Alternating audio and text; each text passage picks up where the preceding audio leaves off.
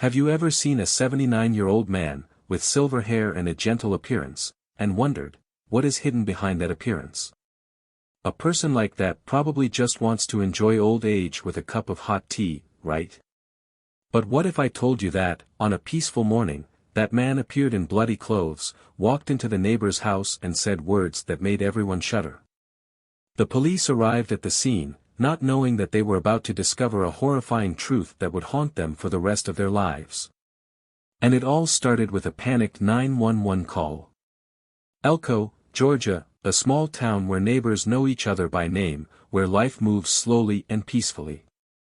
But on the morning of February 7th, that quiet was shattered by an emergency call that sent shivers down the spine of the police.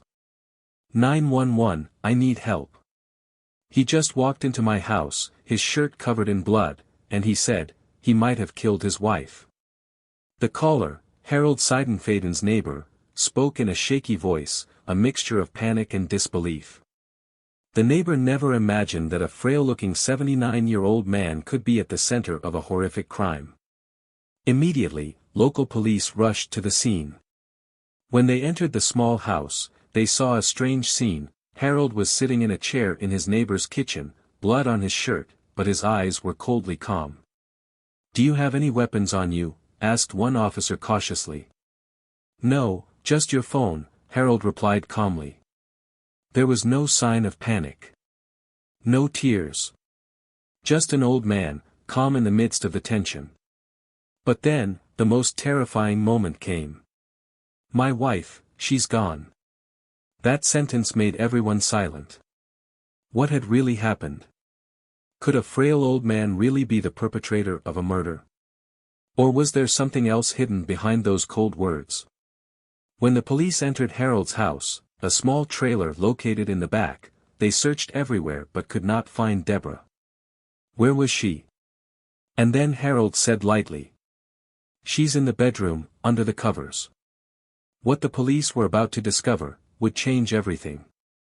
The story is not over yet, but what really happened inside that house? Stay tuned. Entering Harold's small house, the space inside was eerily quiet. Under the dim light, the police quickly checked every corner, but found no sign of Deborah, the wife Harold said had passed away. The officers exchanged puzzled glances. Where was the body? Or was Deborah still alive? "Where is she?" An officer asked again, his tone was colder. Harold calmly replied, "In the bedroom. Under the blanket." At that moment, the space seemed to sink. No one said anything. Only the footsteps of the police echoed as they cautiously entered the bedroom. The small room, the bed was neatly placed in the corner. The blanket covered a silent figure underneath. An officer bent down, held his breath, then slowly pulled the blanket away. And then, the truth appeared before their eyes.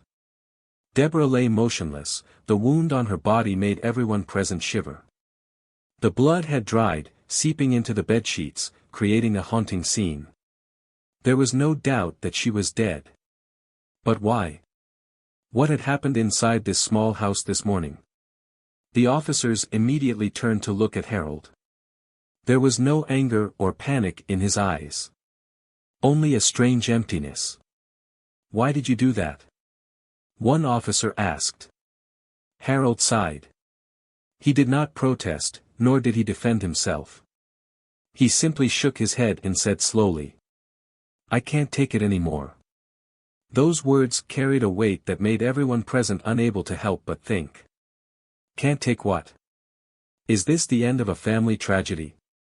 Or is there something more terrifying hidden? But wait, what drove Harold to such a cruel decision?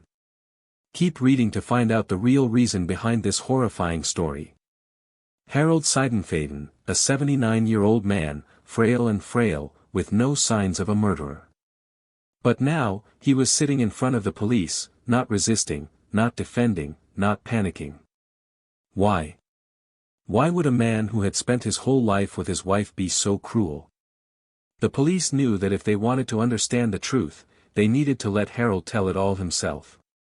"Can you tell us what happened?" an officer asked gently. Harold sighed, then slowly told. His life in recent years had not been easy.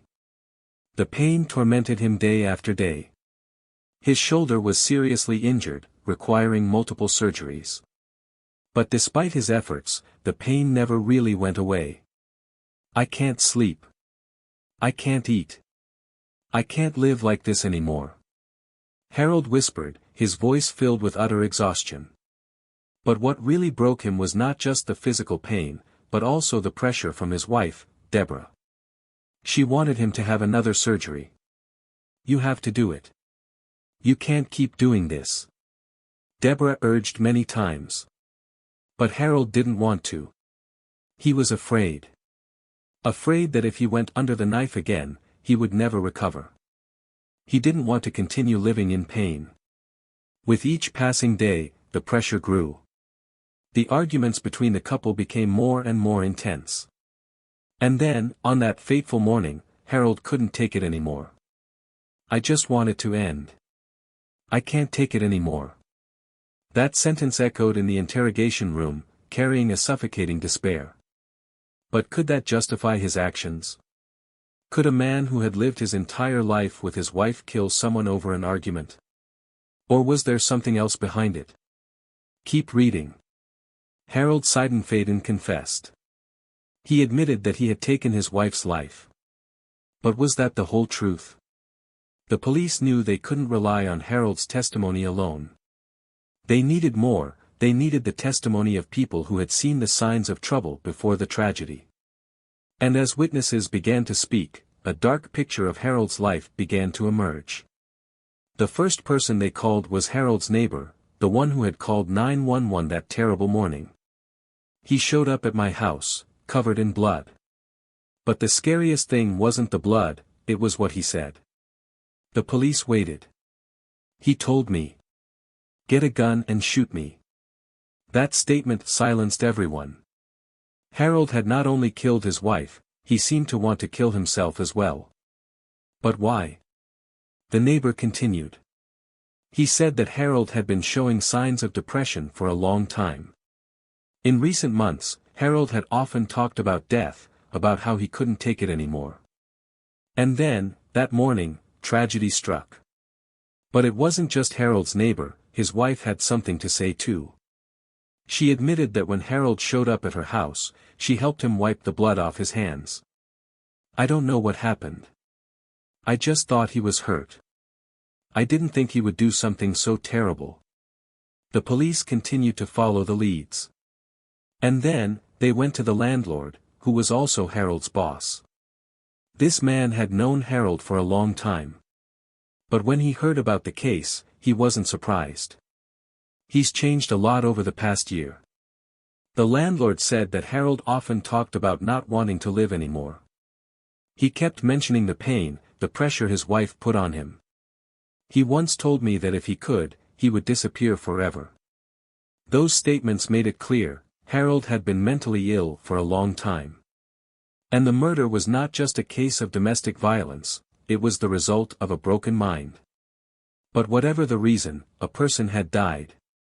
And now the police had to make sure Harold was held accountable for what he had done. However, the story is not over yet, because there is a final twist that will surprise you.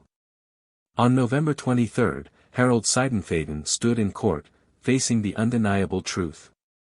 A man in his late 80s, frail, who had been a husband, a neighbor, a hard worker. Now, he was reduced to a murderer. The trial proceeded quickly. Harold was charged with first-degree murder, aggravated assault, and illegal possession of a weapon. He did not argue, did not beg for forgiveness. When the judge read the sentence of life imprisonment, Harold simply nodded, as if it was something he had known all along. But looking back at this story, there is one thing that makes many people ponder. Harold was not a cruel killer from the start. He was a man who had suffered physical and mental pain to the point of no return. So was this just a normal murder case? Or is it a tragedy of despair, of the trauma that society has overlooked? Whatever the reason, Deborah lost her life. A woman died at the hands of the person she trusted the most. And that is unforgivable. This story reminds us of one thing: sometimes, people around us can be drowning in a storm that no one sees. Mental health issues, life pressures, if left unchecked, can lead to devastating outcomes like this. So what do you think? Was Harold a cold-blooded killer, or a man pushed to the edge? Leave your thoughts in the comments. And don't forget to like, share, and subscribe to the channel so you don't miss out on exciting and meaningful stories like this. See you in the next video.